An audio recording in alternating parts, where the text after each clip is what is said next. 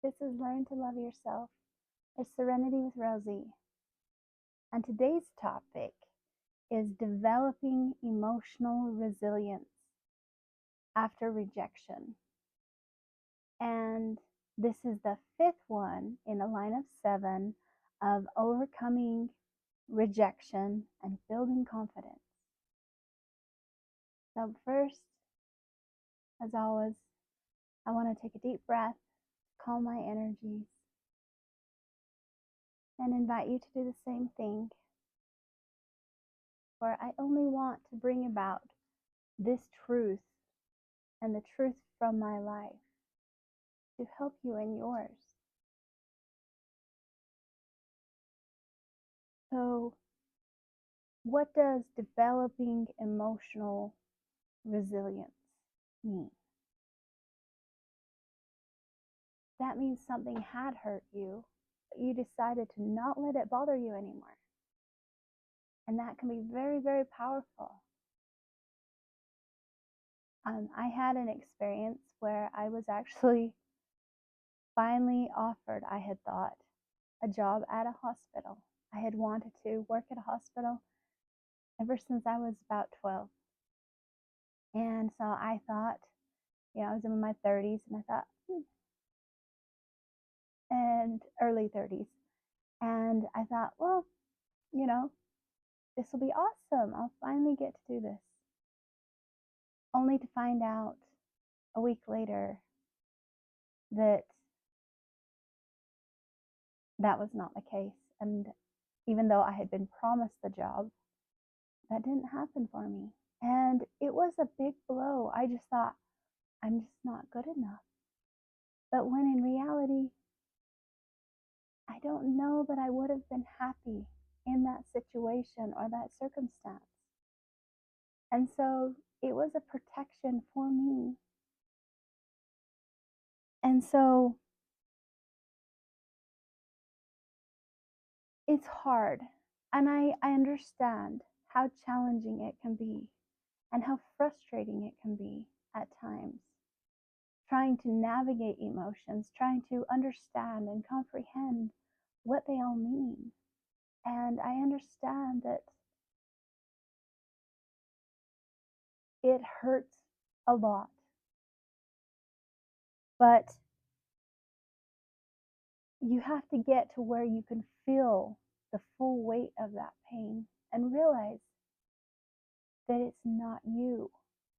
And that's how you grow. And so it's not, emotional resilience is not pretending that you're okay when you're not.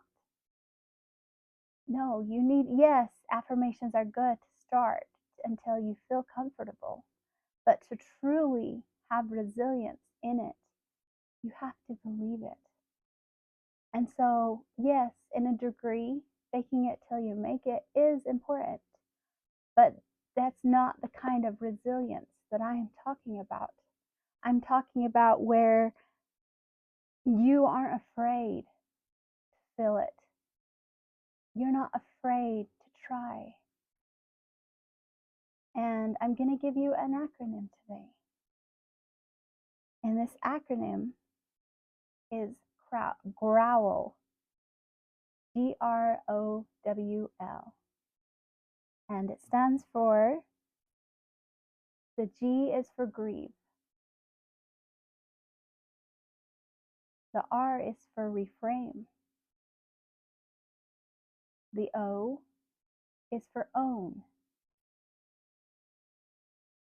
The W is for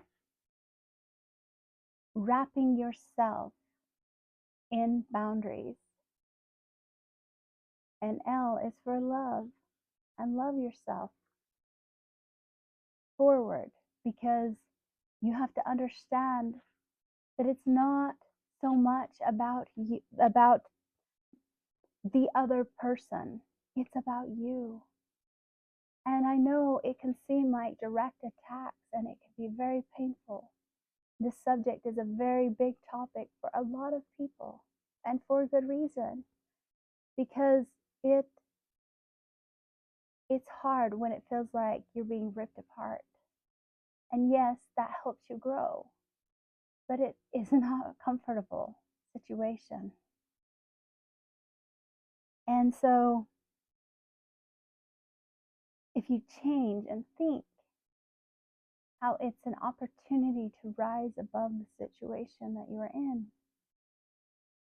And so, I want to go over each one of these letters.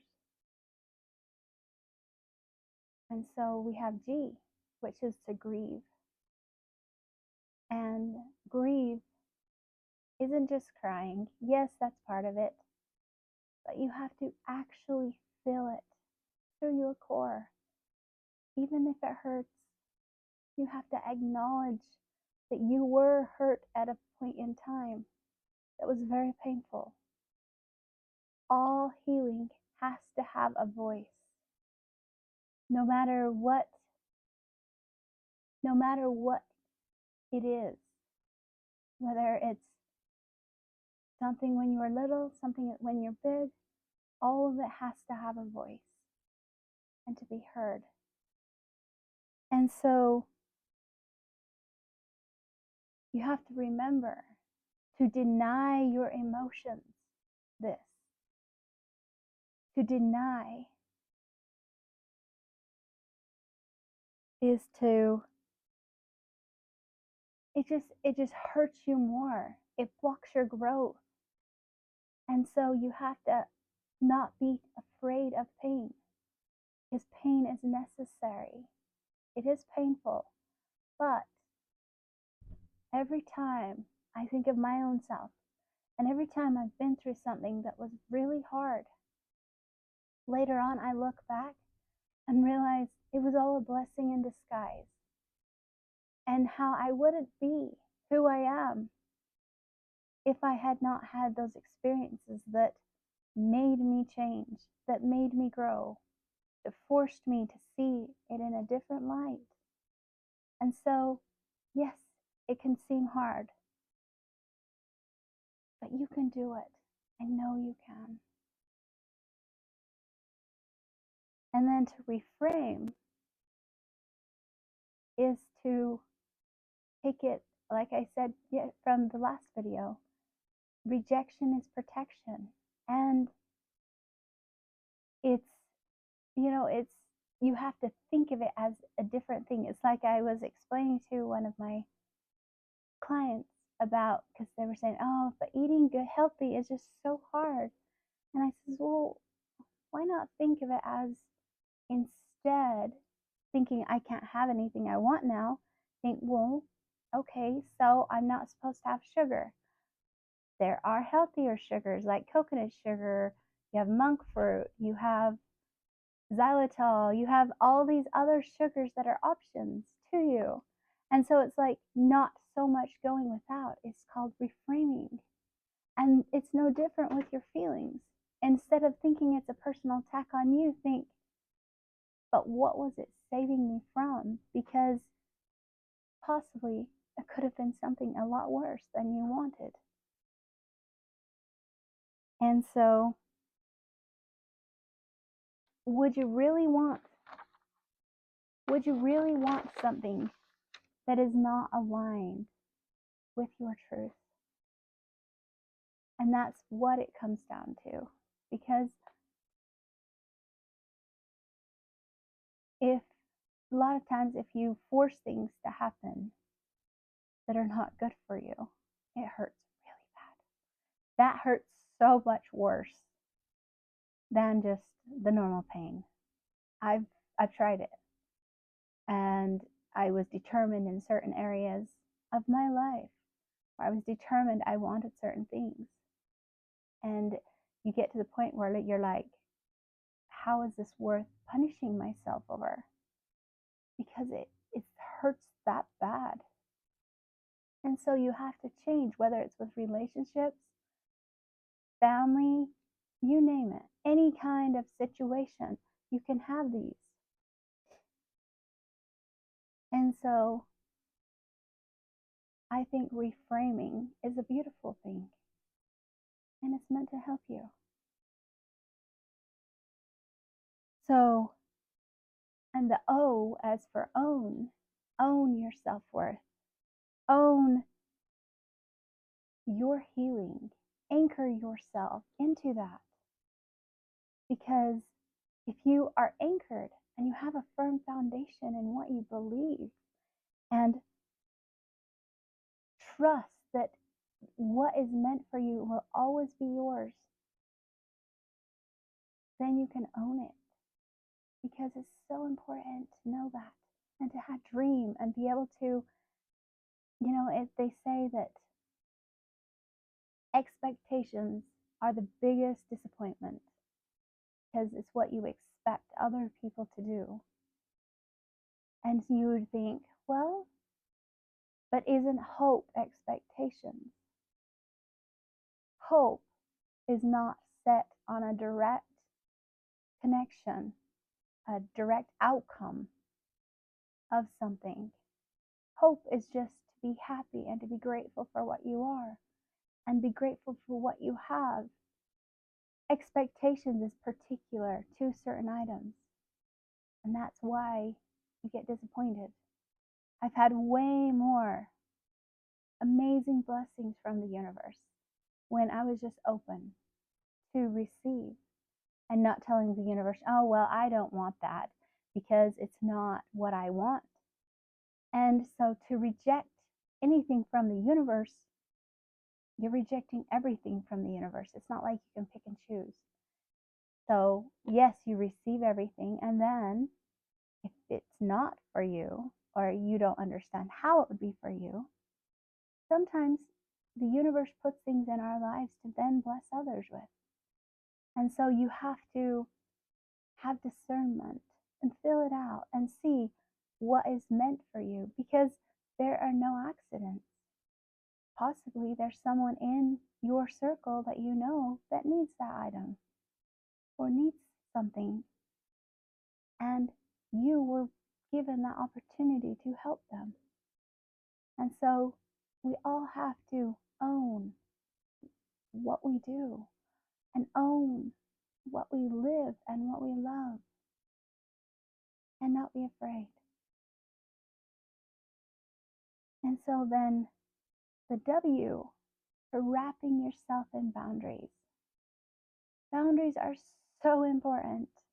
I used to think boundaries made you selfish, when in reality, they are one of the most selfless things you can do for yourself. Because instead of you just telling yourself all these time, I'm not worthy, I'm not beautiful, I'm not amazing, I don't have the power to do this, then you're acknowledging your feelings, you're acknowledging your thoughts, you're acknowledging and giving a voice to all those emotions that have been trying and trying for years to be voiced and to be understood. And so you have to realize that you determine you deserve better. You deserve more love than you think you do. And then the next one is to love yourself, to completely love yourself back and love yourself forward, going beyond this point. Because the more you love yourself, the more love you're going to be able to have to give it to others. Because you can't give what you don't have. And that's why it's so important to love yourself. And some people are like, but it takes too much time. It's too hard. There's so many other things I want to do. But in reality, if you're not good, how are you going to help all those around you be good? How are you going to be able to be a light, shine for them? And so you have to treat yourself in a way just like you would treat your best friend. And so, are we doing it? Are we willing to give ourselves a break for some things? Give ourselves a pass when it's needed. And that's a big thing. We're also listening to our emotions, hearing them out. Be like, oh, well, why do I hurt from that? Why does that bother me when people do that? And it's all connected. It's all a part of the same story. Your story, your life, your truth. And you can do it.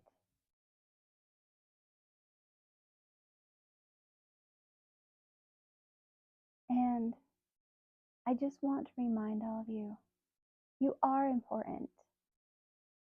Your voice matters just as much as anyone else's voice, not just the loud ones.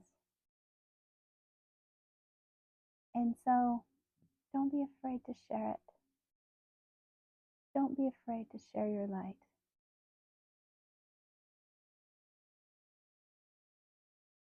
One smile can change so many lives that you don't even know about. And one thing I want you to remember, if you don't remember anything else from this video, you don't have to be perfect to be powerful. In fact, imperfection is a power of itself. So that is just something I want to leave with all of you. And the fact that you are still here, still listening, is proof you are changing, you are growing, you want to change, you want to grow, you want to improve. Because something in these messages resonates with you deep in your soul. You feel it. And I just want to remind you all of the answers that you are seeking are already within you, already in your heart. And we just have to give our heart a voice. We have to listen to it.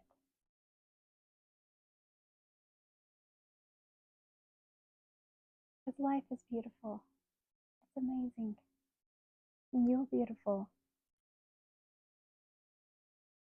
You're magical. Because you're magic. So I just want to remind all of you how loved you are. And have a wonderful day.